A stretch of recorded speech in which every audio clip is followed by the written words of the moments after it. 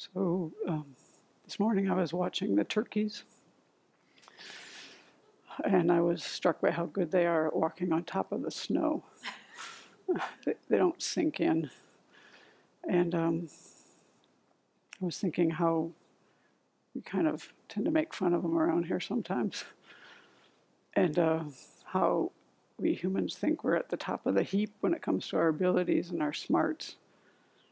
And then we've talked a lot about the turkeys around here, and we've learned a lot from watching them, but in a little bit it's been at their expense because we haven't always looked at their behaviors from their vantage point. And so this comes up particularly because they get around really well. They can go all kinds of places, but they can't deal with fences. They have a lot of anxiety. They get super anxious. They can't figure out how to get through an open gate to get to the other side. And so we usually think they don't have many smarts. That's been our usual take. But did we ever consider that the turkeys don't build fences like humans do? They move freely together and they stick together as a group. And even if they go their separate ways a little bit here and there, they have ways where they verbalize so that they can stay in contact and stick together and get back together. So they keep each other together in this way. And they also can fly up in the trees to be safe. So they have ways to do things. And so this introduces my real concern for today and what I wanted to express. I opened up my email this morning and I just saw the headline of 49 people being killed in a mosque terrorist attacks, plural, in New Zealand. And I don't know anything about it. That's all I saw. But to me, it sends out a shock to the world, like a tremor that affects us all. And so I don't know anything more about it, but I can imagine what might be going on, the chaos and the fear and all the suffering being experienced by families and friends and loved ones, neighbors. And this really affects the whole world, not only New Zealand, but I'm sure people there are really bewildered. So my heart goes out to all of those who are affected. And so I wanted to offer these words as my way of bearing witness and my response to this tragedy. So unlike our turkey friends, humans can build fences and walls in a way that we divide ourselves. And whereas our turkeys stick together as a group, it's really rare for them to ostracize. They don't ostracize each other. There might be a loner now and then, but they really stick together. They actually work hard to stay cohesive. So I'm wondering, I'm thinking, how do we respond to these kind of things? And what comes up to mind for me first is this phrase where Albert Schweitzer kind of encapsulated a lot of his beliefs into this phrase, reference for life. And you might not know much about him, but he was an amazing human being. I'm sure he had his faults. When you read his writings, you might find some.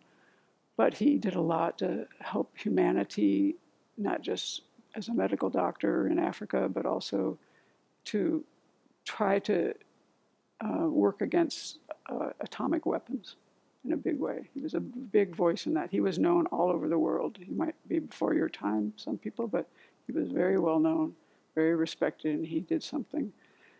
At the Abbey, we have the motto, creating peace in a chaotic world. And we have this huge calligraphy in our hallway downstairs of Chandrakirti's praise to great compassion. And so with our viewpoint about creating peace, we see, as Chandrakirti says, compassion alone is seen as the seed. So we value love and compassion. And in fact, in the Dhammapada, our response to this kind of problem, these kind of events, is we see that hatred is indeed never appeased by hatred in this world. It is appeased only by loving kindness. This is the ancient law. And when I read that, I think of my grandmother. And when I was a young adult, I used to visit her, and she'd be watching the news, and she'd see something maybe like that. And she'd say, they're soft in the head. And I don't know exactly what was going on in the news then, because I was probably not paying that much attention to it, but I always have that expression You know, so are we being soft in the head by having the basis to be compassion and to be love? And I would say, well, if you only had that, maybe, but we combine this with wisdom. So in the homage on our wall downstairs by Chandakirti, it has this verse that says, like a water wheel in motion, migrators have no autonomy. First, with the thought I, they cling to a self. Then, with the thought mine, they become attached to things. I bow to this compassion that cares for migrators. So, our compassion is imbued with a kind of wisdom where we have both a worldview about our situation, but even on a more mundane level, we know that compassion has to be conjoined with wisdom. We know that we have to look into things and see all the interrelated factors that come together to have any kind of skillful response, and we have to be realistic. So when we talk about creating peace in a chaotic world, it's a little bit like when we talk about the 6 perfections. And in the perfection of generosity, we acknowledge that you can perfect that and there will still be poverty in the world, yet we still proceed, because we know that's the way to go. And like, I don't know, the story I heard that always comes to mind to me in this kind of situation is like the Geshe or somebody, or Rinpoche, was walking along the beach and there were all these like clams, or I don't know what they were, starfish or something. Yeah. And so anyway, they're going to die, all these creatures, and there's thousands of them out on the beach. And so he's picking them up and one by one, tossing them into the water so they can survive. And the person with him says, well, look at, there's so many of them. Why do you do that? And he says, well, it matters to that one. And so that's my point. Like the turkeys, we need to call out to each other, our brothers and our sisters, to keep people together, to do what we can do. And we need to have a realistic expectation.